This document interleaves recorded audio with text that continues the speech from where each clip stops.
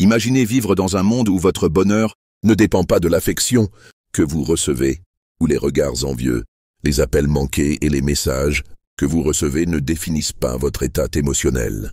Ce n'est pas un conte de l'histoire ancienne, mais une réalité que vous pouvez vivre aujourd'hui. Le stoïcisme, une philosophie ancienne qui a traversé l'épreuve du temps, nous enseigne exactement cela.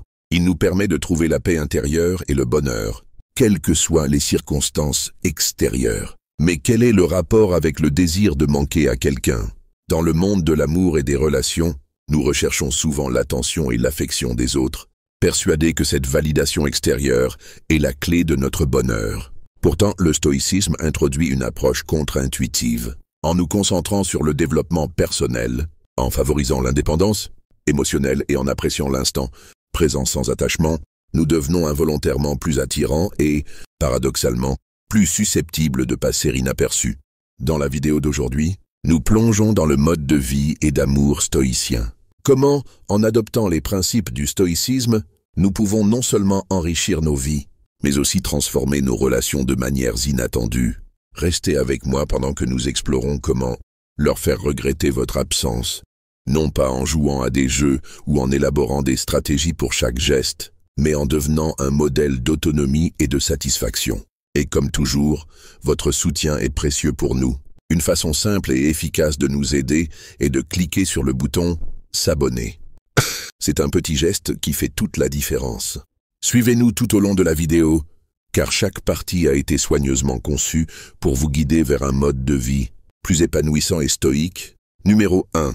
Misez sur soi plutôt que sur la validation extérieure.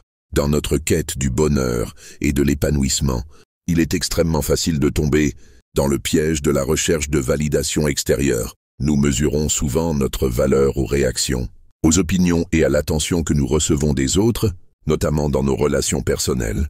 Mais si je vous disais qu'il existe une voie plus valorisante et durable vers le bonheur, la voie stoïque nous apprend à nous concentrer sur ce que nous pouvons contrôler, nos pensées, nos actions et nos réactions, tout en acceptant ce que nous ne pouvons pas contrôler, notamment les sentiments et les comportements des autres. Cela ne signifie pas devenir indifférent ou dénué d'émotions. Il s'agit plutôt de reconnaître que le véritable contentement et l'estime de soi viennent de l'intérieur et non de l'approbation ou de l'attention d'autrui. Réfléchissez-y.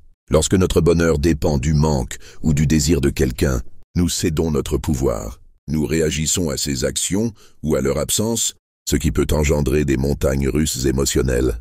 Le stoïcisme, quant à lui, nous offre les outils pour nous libérer de cette épreuve. En cultivant des vertus telles que la sagesse, le courage, la justice et la modération, nous construisons un caractère fort et résilient qui trouve sa joie dans le développement personnel et les accomplissements personnels. Cela ne signifie pas que nous devons nous isoler ou cesser de nous soucier des autres. Le stoïcisme ne prône pas le détachement émotionnel, mais la résilience émotionnelle. Elle nous encourage à nouer des relations saines et enrichissantes, fondées sur le respect et la compréhension mutuelle, et non sur le besoin ou la dépendance. De plus, en privilégiant le développement personnel, nous devenons naturellement plus intrigants et attrayants aux yeux des autres. Les gens sont attirés par les personnes confiantes, passionnées par leurs activités et satisfaites d'elles-mêmes.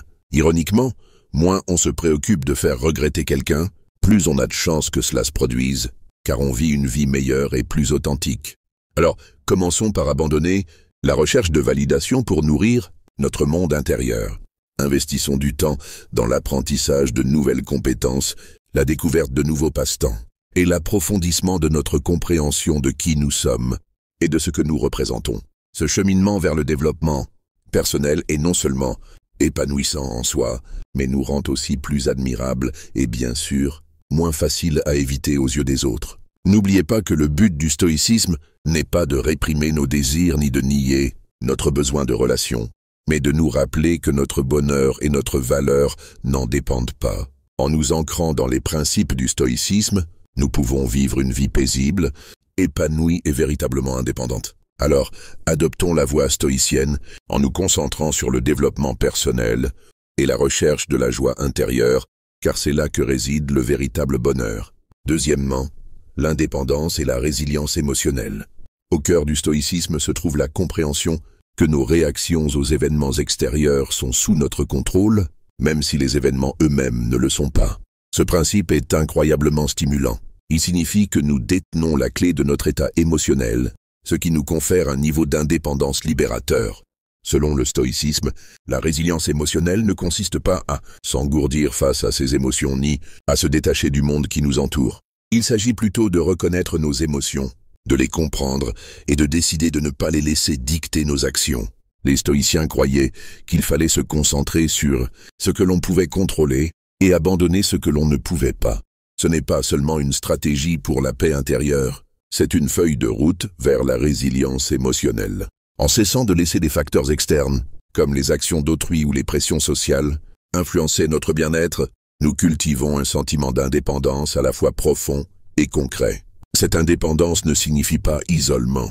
Au contraire, cela nous permet d'aborder le monde avec force et assurance. Prenons l'exemple de la résilience émotionnelle dans le contexte relationnel. Le stoïcisme nous enseigne que si nous pouvons aimer et prendre soin des autres, notre bonheur ne doit pas dépendre de leur présence ou de leur approbation.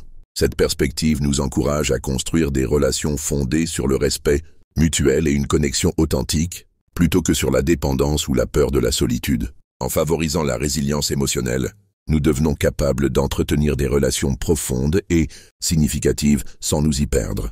De plus, l'accent mis par le stoïcisme sur la nécessité de vivre en accord avec la nature et d'accepter les fluctuations de la vie renforce notre résilience émotionnelle. Cela nous rappelle que le changement est la seule constante et que notre capacité à nous y adapter est la mesure de notre force. Cette adaptabilité ne résulte pas d'une attitude passive, mais d'un engagement actif envers nos valeurs, nos objectifs et la recherche de la vertu. Alors, comment cultiver cette indépendance et cette résilience émotionnelle? Cela commence par la conscience de soi, en réfléchissant régulièrement à nos pensées, à nos émotions et à nos réactions face aux défis de la vie. Cela implique de pratiquer la gratitude, de se concentrer sur l'instant présent et de s'engager dans des activités en accord avec nos valeurs fondamentales. Et surtout, cela nous oblige à remettre en question nos perceptions, en nous demandant si nos réactions émotionnelles sont fondées sur la réalité actuelle ou sur des croyances dépassées.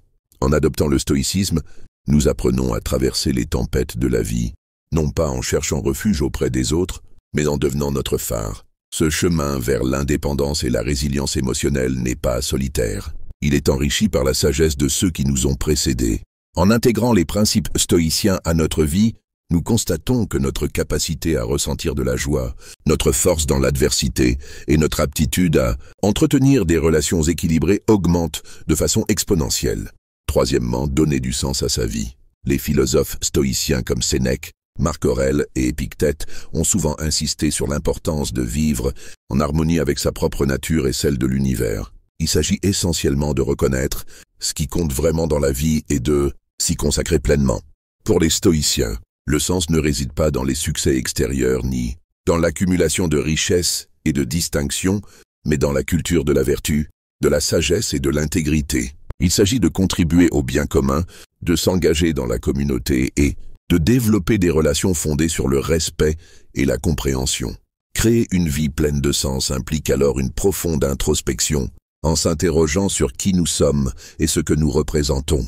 Cela nous oblige à identifier nos valeurs et à les vivre, même face aux difficultés ou lorsqu'il serait plus simple de suivre le courant des attentes sociétales. Le stoïcisme nous offre une boussole pour cette introspection, nous incitant à considérer non seulement nos actions, mais aussi les intentions qui les sous-tendent. Agissons-nous par vertu ou sommes-nous motivés par un désir de validation extérieure? De plus, le stoïcisme nous enseigne l'impermanence des conditions extérieures et l'importance de se concentrer sur ce qui reste sous notre contrôle. Cette perspective est libératrice. Elle nous libère de la tyrannie qui nous pousse à vouloir contrôler l'incontrôlable et nous permet de concentrer nos énergies là où nous pouvons réellement faire la différence, par nos attitudes, nos choix et nos réactions au monde qui nous entoure. Ainsi, donner du sens à notre vie dépend moins de nos réalisations que de notre façon de vivre et de l'état d'esprit avec lequel nous abordons nos journées. Adopter une approche stoïque de la vie signifie également accepter que la souffrance et les échecs font partie intégrante de l'expérience humaine. Au lieu de les percevoir comme des obstacles à notre bonheur, nous pouvons les considérer comme des opportunités de croissance, de résilience et de compréhension plus profonde des complexités de la vie. Cela ne signifie pas que nous recherchons la souffrance, mais plutôt que nous trouvons un sens à la surmonter, à en tirer des leçons et à avancer avec un esprit plus fort et un cœur plus compatissant. Concrètement, donner du sens à sa vie implique autant de petits gestes quotidiens que de grands gestes.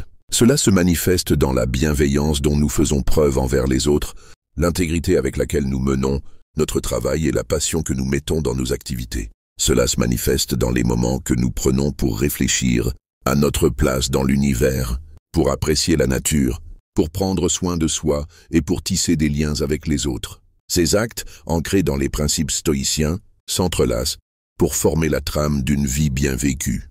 Rappelons-nous que le cheminement stoïcien vers une vie pleine de sens n'est pas une entreprise solitaire. C'est un chemin que nous parcourons ensemble, en nous soutenant mutuellement par la sagesse et les expériences partagées. En ancrant notre vie dans le stoïcisme, nous nous dotons des outils nécessaires, non seulement pour affronter les défis de la vie, mais aussi pour nous épanouir au milieu d'eux, trouvant joie, but et sens à chaque étape du chemin. Quatrièmement, renoncer à tout désir de contrôle.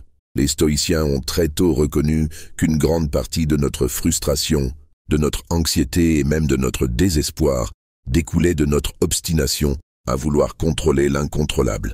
Nous dépensons souvent une énergie considérable à tenter de façonner les circonstances, les résultats et même les autres à notre guise, pour finalement nous rendre compte que beaucoup de choses sont hors de notre portée. Cette prise de conscience ne vise pas à nous décourager, elle vise plutôt à nous libérer des chaînes que nous nous sommes imposées et qui nous lient à des attentes inatteignables. Adopter les conseils du stoïcisme et renoncer au désir de contrôle ne signifie pas devenir des observateurs passifs de notre propre vie. Il s'agit plutôt de concentrer nos efforts sur le domaine où nous pouvons réellement faire la différence. Notre monde intérieur, c'est dans le domaine de nos perceptions, de nos décisions et de nos réactions que nous exerçons une véritable influence. Ici, nous pouvons cultiver des vertus comme la patience, la compréhension et la résilience. Ici, nous pouvons trouver la paix. Lâcher prise, selon la philosophie stoïcienne, implique une profonde acceptation du cours naturel des événements. Il s'agit de comprendre la différence entre nos efforts et leurs résultats, en reconnaissant que si nous pouvons nous efforcer d'influencer les premiers, les seconds échappent souvent à notre influence directe. Cela ne nie pas la valeur de l'effort, mais le place simplement dans une perspective plus saine, en alignant nos actions sur nos valeurs et en nous détachant des résultats spécifiques. Nous nous engageons dans la vie avec plus de plénitude et d'authenticité. De plus, cet enseignement stoïcien nous encourage à considérer chaque instant comme une occasion de pratiquer l'acceptation et de grandir en sagesse. Il nous invite à remettre en question nos croyances profondes sur le contrôle, la réussite et la sécurité. Ce faisant, nous découvrons souvent que notre véritable force ne réside pas dans le contrôle du monde extérieur, mais dans la maîtrise de notre environnement intérieur. Concrètement, renoncer au désir de contrôle signifie faire preuve de flexibilité et d'adaptabilité. Cela signifie être ouvert à l'inattendu, trouver le courage d'affronter les incertitudes avec sérénité et ouverture d'esprit. Il s'agit d'apprendre à affronter les défis de la vie avec grâce, en les considérant comme des opportunités de croissance personnelle et de découverte de soi. En intégrant ce principe stoïcien à nos vies, nous constatons que nos relations s'approfondissent, que notre niveau de stress diminue et que notre appréciation du moment présent s'accroît. Nous commençons à comprendre que le contrôle n'est pas la clé du bonheur, mais plutôt l'équilibre, l'acceptation et l'harmonie intérieure. Renoncer à notre désir de contrôle, comme l'enseigne le stoïcisme, ne signifie pas renoncer à notre pouvoir, mais plutôt le reconquérir dans sa forme la plus puissante. C'est un voyage vers la liberté intérieure, marqué par une profonde transformation de notre perception et de notre interaction avec le monde. En nous engageant dans ce voyage, nous découvrons une vie marquée non par la validation externe du contrôle, mais par la validation interne de la paix, de la résilience et d'un profond sentiment d'utilité. Alors que nous concluons notre exploration du stoïcisme et de ses profonds enseignements, il apparaît clairement que cette philosophie ancienne offre bien plus qu'un simple ensemble de principes. Elle présente un mode de vie profondément ancré dans la sagesse, la résilience et la paix. Le stoïcisme nous apprend à nous concentrer sur l'essentiel, nous guidant à travers les hauts et les bas de la vie avec grâce et sérénité. Les exercices et pratiques que nous avons abordés ne sont pas de simples concepts abstraits, mais des outils pratiques qui peuvent s'intégrer à notre quotidien, transformant les défis en opportunités de croissance et de compréhension plus profonde. En adoptant le stoïcisme, nous n'apprenons pas seulement à nous détacher des conséquences qui échappent à notre contrôle. Nous apprenons également à chérir et à vivre pleinement l'instant présent, à apprécier la beauté de la simplicité et à cultiver des liens riches de sens et de vertu. Il s'agit de cultiver un sanctuaire intérieur de paix qui demeure inébranlable, quelles que soient les tempêtes extérieures. Ce cheminement vers la vie stoïque ne promet pas une vie sans difficulté ni souffrance. Au contraire, il promet quelque chose de bien, plus précieux, la force d'affronter l'adversité avec courage, la sagesse de choisir des actions vertueuses et la sérénité d'accepter ce que nous ne pouvons changer. Cela nous apprend que, même si nous n'avons aucun contrôle sur le monde extérieur, nous avons le pouvoir de contrôler nos perceptions, nos décisions et nos réactions. En intégrant les principes stoïciens à notre vie, nous constatons que notre vision du bonheur, de la réussite et de l'épanouissement commence à évoluer. Nous découvrons que le véritable contentement ne vient pas des distinctions ou des possessions extérieures, mais d'une vie en accord avec nos valeurs et vertus les plus profondes. Et dans cette découverte réside la clé d'une vie pleine de sens et de joie. Merci de me rejoindre dans ce voyage au mindset stoïque, où la sagesse ancestrale rencontre la vie moderne. Continuons d'explorer et de grandir ensemble. Pour en savoir plus, je vous invite à regarder l'une des vidéos suggérées à l'écran. D'ici là, n'oubliez pas que le voyage intérieur est le plus important de tous. Vous écoutez mieux, remarquez davantage et participez activement. Cela peut mener à des relations plus riches et plus satisfaisantes, tant sur le plan personnel que professionnel. Cela vous permet également de savourer les plaisirs simples de la vie, que ce soit le goût de votre café du matin, la sensation du soleil sur votre peau ou le rire d'un être cher. Ces moments peuvent paraître anodins, mais ils ont un impact profond sur notre bien-être général. Merci de me rejoindre aujourd'hui en vous abonnant à notre chaîne Mindset Stoïque. N'oubliez pas, pour vivre une vie véritablement enrichissante, il faut saisir chaque instant comme il vient. Continuez à pratiquer cela quotidiennement et constatez à quel point votre vie devient plus vivante et pleine de sens. Si les idées d'aujourd'hui vous ont été utiles, je vous encourage à visionner l'une des vidéos suggérées sur votre écran pour poursuivre votre chemin vers la maîtrise de l'art de bien vivre. Merci de faire partie de cette communauté. Et n'oubliez pas, chaque jour est une nouvelle occasion de vivre profondément et sagement. À bientôt dans la prochaine vidéo.